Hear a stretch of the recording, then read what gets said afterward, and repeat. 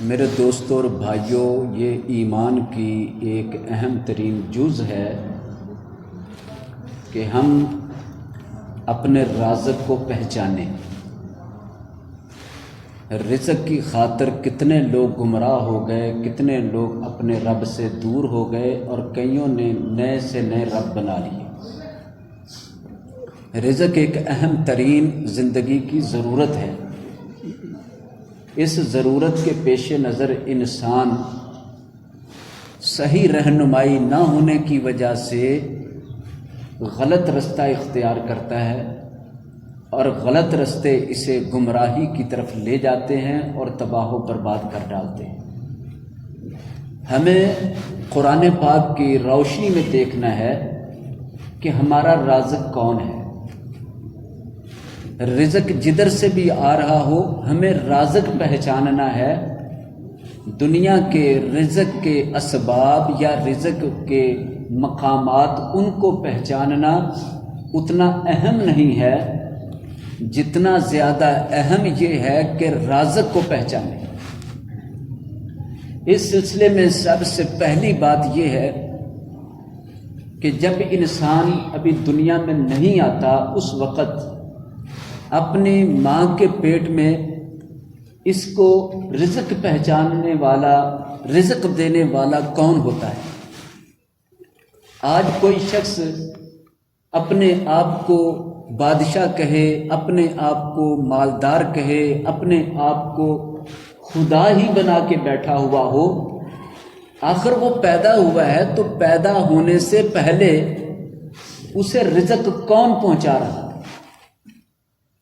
ہر کسی کو اللہ ہی کی ذات نے رزق پہنچایا ہے، جسے اس کی ماں رزق نہیں پہنچا سکتی تھی، جس وقت اس کا باپ اسے رزق نہیں دے سکتا تھا، دنیا کا کوئی بھی اسے رزق پہنچانے پر قادر نہیں تھا، اس وقت رزق دینے والی ذات صرف اللہ کی تھی۔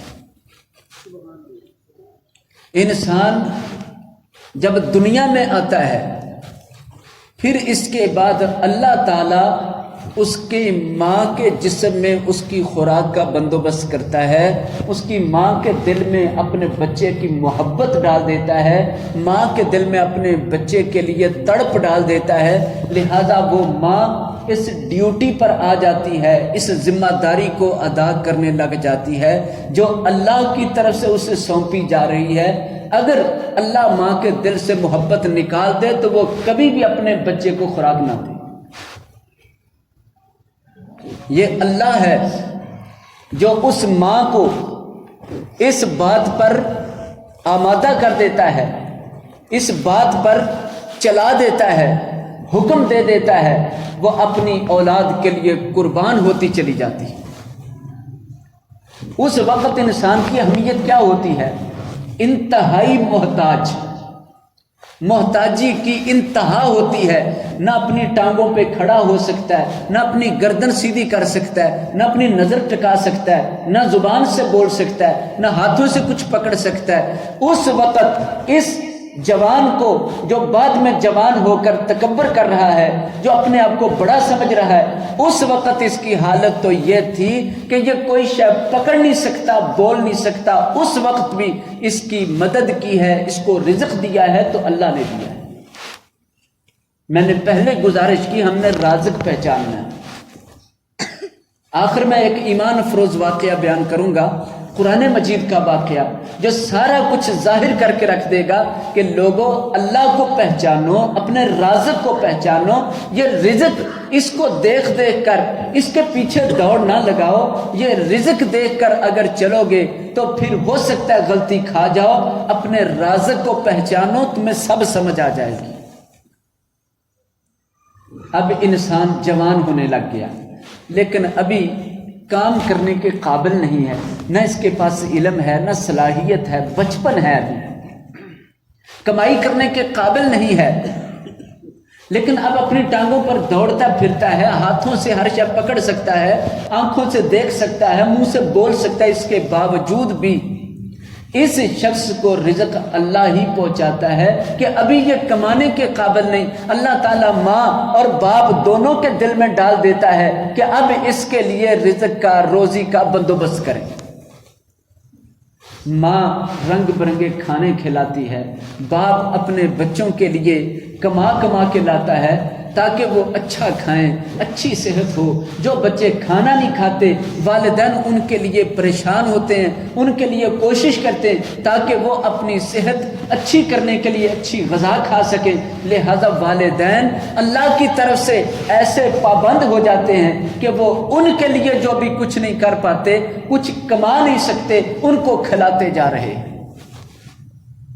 اگر اللہ تعالیٰ یہ محبت چھین لے، والدین کو اولاد کے خلاف کر دے، دشمن کر دے، تو کبھی بھی وہ ان کو ایک نوالا تک نہ دے۔ یہ اس رب کی مہربانی اور اس کا کرم ہے کہ وہ اس کائنات کے نظام میں اس طرح اپنی قدرت دکھا رہا ہے۔ اس کے بعد انسان جوان ہو گیا، کمائی کرنے لگ گیا، یہ نہ سمجھے میں کما رہا ہوں، میرے پاس صلاحیت ہے، میرے پاس علم ہے، اس لیے دولت کما رہا ہوں، رزق کما رہا ہوں۔ کوئی علم رزق نہیں دیتا، کوئی صلاحیت رزق نہیں دیتی، کوئی طاقت رزق نہیں دیتی۔ کتنے جوان ایسے ہیں جو سب کچھ رکھنے کے باوجود بے روزگار بھی ہیں، اس کے باوجود بھی وہ فقیر بھی ہیں، محتاج بھی ہیں۔ اللہ اپنی قدرتیں دکھاتا ہے، پہچانو یہ ڈگری رزق کا ضامن نہیں ہے، یہ تمہاری صلاحیت، تمہاری قابلیت، تمہاری سوچیں، فکریں، عقل، دماغ، یہ علم، یہ رزق نہیں دیتا۔ یہ بات قارون نے کہی تھی جب اسے کہا گیا کہ اللہ نے تجھے بہت مال دیا، تو وہ کیا کہنے لگا؟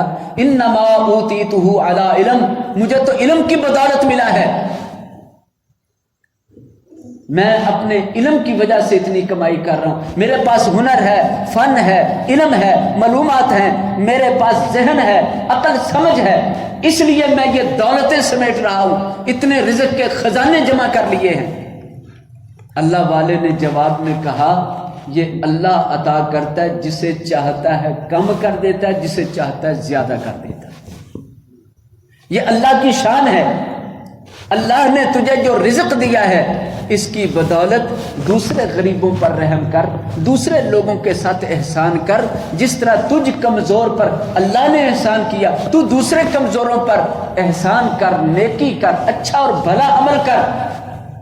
وہ نہ سمجھا، پھر اللہ نے جو اسے عذاب دیا، رب تعالیٰ فرماتے ہیں نہ اس کا علم اسے بچا سکا، نہ اس کا رزق اسے بچا سکا، نہ اس کی عقل اسے بچا سکی، نہ اس کی فوج اسے بچا سکی، نہ اس کے محلات اسے بچا سکے۔ پھر کوئی بچانے کے لیے کیوں نہیں آیا؟ اب رزق کا دروازہ بند، زندگی ختم ہو گئی، سب کچھ اس کی آنکھوں کے سامنے ختم ہو گیا۔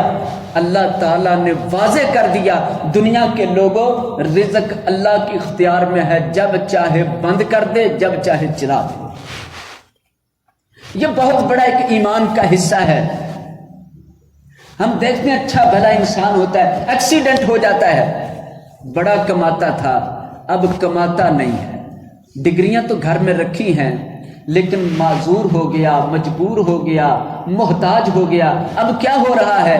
بیماری ایسی لگ چکی ہے کہ اس کے بعد کمانے والے کو اوپر خرچ ہونے لگ گیا، ساری جمع پونجی خرچ ہو گئی، جتنا کچھ تھا قرض لے کر بھی خرچ کر لیا، گھر بار بھی اس پر صرف کر دیا۔ یہ تو ڈگری والا تھا، سارا کچھ تھا، اب کیا ہوا؟ جب اللہ بند کرنے پہ آتا ہے تو کوئی بھی رکاوٹ کھڑی کر دیتا ہے، اس لیے کہ رزق کا مالک اللہ۔ کتنے جوان ہیں، تندرست ہیں، کاروبار نہیں چلتا، کاروبار بند ہے۔ بھائی اب اس کے پاس مال بھی ہے، دکان بھی ہے، سب کچھ ہے، وقت بھی ہے، صلاحیت بھی ہے، اب اس کے پاس کمائی کیوں نہیں آتی؟ کئیوں کو الٹا نقصان ہو جاتا ہے۔ اللہ تعالیٰ یہ سب معاشرے کے مناظر ہمیں دکھاتا ہے کہ لوگوں غور کرو، دیکھو، سمجھو کہ رازق کوئی اور ہے، دکان رازق نہیں، رازق کوئی اور ہے، تمہاری صلاحیتیں رازق نہیں، رازق کوئی اور ہے، اسے پہچانو۔ انسان کا یہ حال ہے۔ اللہ تعالیٰ قرآن مجید میں موسیٰ علیہ السلام کا واقعہ بیان کرتے ہیں، بہت ایمان افروز واقعہ۔ جب پیدا ہوئے تو وقت کا بادشاہ فرعون، اس کا حکم تھا کہ جو بچہ بنی اسرائیل کا پیدا اسے ذبح کر دو۔ ماں نے ذبح کے ڈر سے کہ میرا بچہ ذبح نہ کر دیا جائے، صندوق میں بند کر کے دریا میں ڈال دیا۔ دریا کی لہریں لے کے جاتی رہی۔ جب اللہ رزق دینے پر آئے تو دیکھیں پھر اسباب کیسے، کہاں سے دیتا ہے۔